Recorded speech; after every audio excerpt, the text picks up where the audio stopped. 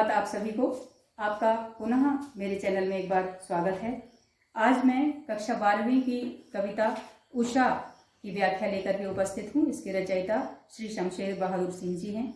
उषा का शब्दार्थ होता है प्रातः काल के सूर्योदय के पूर्व का जो समय होता है, वह प्रातः काल का वो समय उषा कहलाता है। तो यहाँ उषा काल में होने वाली घटनाओं का, चाहे वो आसमान में हो, चाहे वो ग्रामीण अंचल में, धरती पर, संसार में हो, इनका कवि ने उल्लेख किया है, शब्द चित्र दिया है। हम इस कविता को पढ़ेंगे। सबसे पहले हम ये जान लें कि उषा का इसमें मानवीकरण किया गया है और जो जो घटनाएं प्रातःकालीन प्रकृति में हो रही हैं, उन्हीं घटनाओं को कवि संसार में भी घटता हुआ देखता है, बल्कि वो संसार की घटनाओं से उन प्रकृति की घटनाओं को जोड़ने का प्रयास करता है, उनमें सामंजस्य बिठाने का प्रयास करता है, उनकी तुलना करता है। तो ये उषा काल के ठीक पहले, उषा काल जो सूर्योदय के ठीक पहले का समय होता है, उस समय की पल पल परिवर्तित प्रकृति का शब्द चित्र है। यहाँ कवि आसमान में हो रही घटनाओं का, आकाश में हो रही जो घटनाएं हैं, उनका मूक दृष्टा ही नहीं है, बल्कि वो धरती की हलचल से जोड़ने वाला एक सृष्टा भी दिखाई देता है हमें। तो इस कविता की ओर चलते हैं। इसकी व्याख्या शब्दशः करूंगी मैं। प्रातः नभ था बहुत नीला शंख जैसे, भोर का नभ राख से लिपा हुआ चौका अभी गीला पड़ा है। बहुत काली सिल जरा से लाल केशर से कि जैसे धुल गई हो, स्लेट पर या लाल खड़िया चौक मलदी हो किसी ने, नील जल में या किसी की देह गौर झिलमिल देह जैसे हिल रही हो, और जादू टूटता है इस उषा का अब सूर्योदय हो रहा है। सूर्योदय होने से पूर्व जो उषा का जादू है वो कैसा है, इस कविता में हमको दिखाई देता है। प्रातःकालीन नभ जो बहुत नीला है, कवि कहता है प्रातःकालीन नभ जो बहुत नीला है। कैसा नीला? शंख जैसा, बहुत नीला शंख जैसे, जैसे वो शंख होता है उस प्रकार का है, लेकिन शंख तो सफेद होता है, नीला नहीं होता। यहाँ कवि ने अपनी कल्पना को उसमें जोड़ा है। पहली बात तो हमको ये जानना है कि शंख क्यों उपमान लिया गया है। शंख पवित्रता का प्रतीक है और किसी भी कार्य की शुभ शुरुआत का प्रतीक है, विजय का प्रतीक है। हम शंखनाद देखते हैं, किसी भी मंगल कार्य के पूर्व हम शंखनाद करवाते हैं। किसी भी विवाह, उत्सव, धार्मिक कार्य आदि में हम शंख का बड़ा महत्व मानते हैं, उसकी पूजा भी करते हैं और उसको बजा करके किसी भी कार्य की शुरुआत करते हैं। तो यहाँ प्रकृति में जिन कार्यों की अब शुरुआत होने वाली है, उनके लिए पहले शंख का आयोजन किया है कवि ने। कवि कहता है बहुत नीला शंख। ये आसमान कैसा है? मान लो एक बहुत नीला शंख है, सवेरे का, भोर का नभ। भोर मतलब वही उषा, उषा का ही एक और नाम है भोर। आप चाहें तो पर्यायवाची में इसको लिख सकते हैं। वो भी सूर्योदय के पूर्व का समय होता है। और कैसा? बहुत नीला शंख जैसा तो है आसमान। और कैसा है? राख से लिपा हुआ चौका अभी गीला पड़ा है। जिस प्रकार से ग्रामीण महिलाएं रात्रि के समय, रात्रि के अंतिम प्रहर में एक अपने घर की साफ सफाई करते समय चौके को राख से लीप लेती हैं, तो वो सवेरे सवेरे गीला सा रहता है, थोड़ा गीला रहता है। इसी प्रकार से ये आसमान उषा रूपी नागरी ने, उषा रूपी युवती ने, ग्रामीण महिला ने इस आसमान रूपी चौके को राख से लीपा है, शायद इसलिए ये अभी गीला गीला सा दिखाई दे रहा है। ओस की बूंदों की उपस्थिति इसको गीला होने का आभास देती है। और राख का जो रंग है वही लगभग सूर्योदय के पूर्व आकाश का रंग होता है। थोड़ा गहरा, मतलब अंधेरा सा जब होता है उस समय वो राख के रंग का दिखता है। फिर जैसे जैसे सूर्य की रोशनी आती है वैसे वैसे वो नीला होता जाता है और फिर बाद में चमकीला होता जाता है। तो पहले शुरुआत में बहुत जो ब्रह्म मुहूर्त जो होता है उसमें राख से लिपा हुआ सा रंग उसका दिखाई देता है। तो कवि कहता है कि ये किसने किया?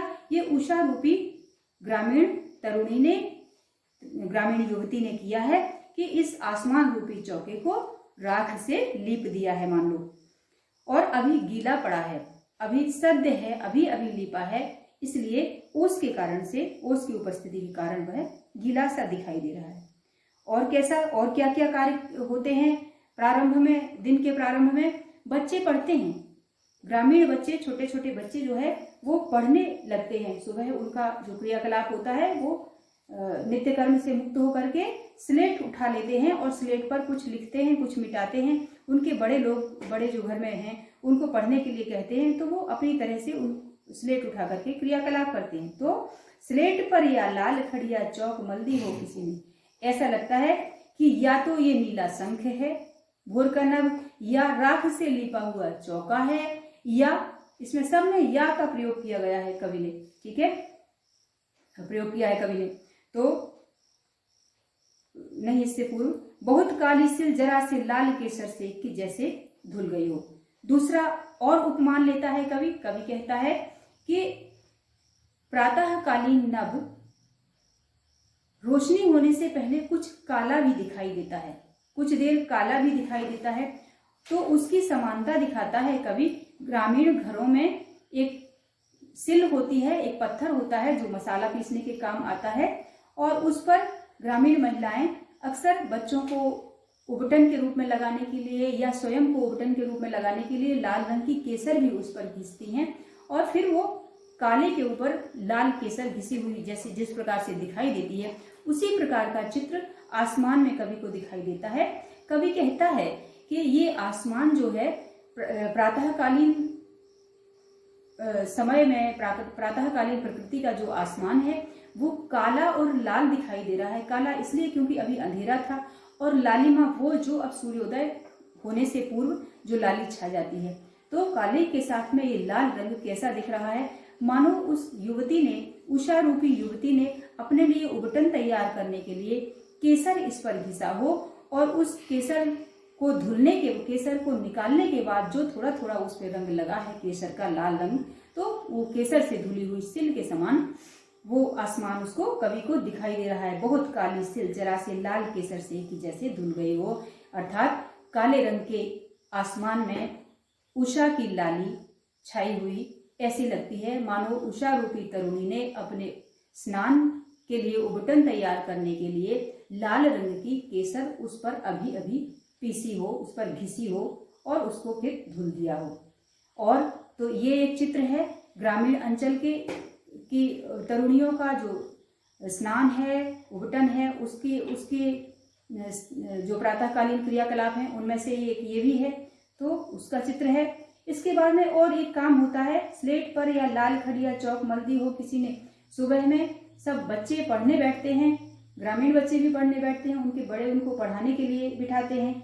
तो वो क्या करते हैं, काले रंग की स्लेट पर लाल खड़िया से कुछ लिखते हैं, कुछ मिटाते हैं।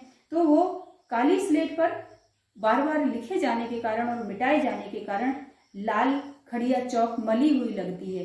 तो लाल रंग की खड़िया चौक जो है वो किसी ने मल दी हो, अर्थात किसी बच्चे ने ये किया हो कि उस स्लेट पर कुछ लिखा हो, अपनी स्लेट पर मिटाया हो, और इस प्रकार से ये लाल और काली दिखाई दे रही है। तो पुनः उन्हीं रंगों का आयोजन हम नभ में देखते हैं। नभ में पहले काला दिखाई देता है आसमान, और फिर जैसे जैसे सूर्योदय होता है नीला दिखाई देता है, और लालिमा भी सूर्य के उदय से पूर्व दिखाई देती है। तो इस दृश्य का उपमान कर देते हुए कवि ने ग्रामीण अंचल के बच्चों की स्लेट को लिया है। तो इस उपमान का बड़ा सुंदर सा प्रयोग दिया इन्होंने। इसके आगे, नील जल में या किसी की गौर झिलमिल देह जैसे हिल रही हो। सुबह ग्रामीण युवतियां स्नान करती हैं, उबटन के बाद वो स्नान करने जाती हैं। तो जब स्नान करने जाती हैं तो नीले जल में जो एक उनके शरीर की आभा हिलती हुई दिखाई देती है, उसका वर्णन करते हुए कवि कहता है कि अब सूर्योदय हो रहा है, जब अब कालिमा समाप्त हो गई है, नीला आसमान जल की नदी की तरह, किसी जलाशय की तरह दिख रहा है, और फिर उसमें धीरे धीरे उदय होता हुआ सूर्य ऐसा लग रहा है मानो किसी की झिलमिलाती हुई देह हो, और वह देह किसकी है, वह उषा की है। तो नील जल में या किसी की गौर झिलमिल देह जैसे हिल रही हो। सुबह बादलों से ढका हुआ नीले आसमान से उदय होता हुआ सूर्य ऐसा दिखाई देता है कि मानो वो नीले जल में तैरती हुई या नीले जल में स्नान करती हुई कोई रमणी हो, और इस प्रकार से उसकी देह भी झिलमिला रही हो, गोरी देह उसकी झिलमिला रही हो, और जादू टूटता है इस उषा का, अब सूर्योदय हो रहा है।